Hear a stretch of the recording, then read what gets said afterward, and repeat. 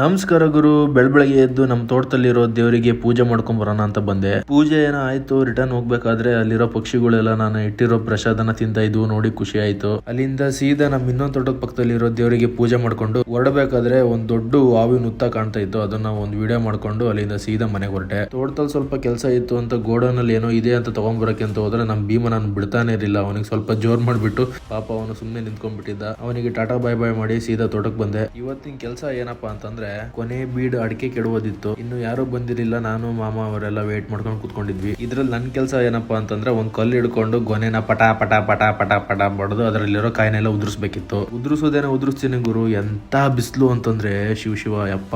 ಇದ್ರ ಮುಂದೆ ಯಾವ ಜಿಮ್ಮು ಬೇಡ ಗುರು. ಡೈಲಿ ಒಂದೊಂದ್ ಗಂಟೆ ಬಿಸಿಲಲ್ಲಿ ಕೆಲಸ ಮಾಡ್ಬಿಟ್ರೆ ನೀನು ಹೆಲ್ತಿಯಾಗಿರ್ತೀಯ, ಕೆಲಸನೂ ಆಗುತ್ತೆ. ಎಲ್ಲಾ ಗೊನೆನ ಬಿಡ್ಸಾಯ್ತು. ಇನ್ನೇನ್ ಗಾಡಿಗೆ ಲೋಡ್ ಮಾಡ್ಕೊಂಡು ಸೀದಾ ಮನೆ ಹೊರಟ್ವಿ. ಮಧ್ಯಾಹ್ನ ಸ್ವಲ್ಪ ರೆಸ್ಟ್ ಮಾಡಿ ನನ್ನ ಫ್ರೆಂಡ್ ಈವ್ನಿಂಗ್ ಬರ್ತೀನಿ ಅಂತ ಹೇಳಿದ. ಅವನ್ನ ಪಿಕ್ ಮಾಡೋಕೆ ಅಂತ ಚನ್ನಗಿರಿ ಹೊರಟೆ.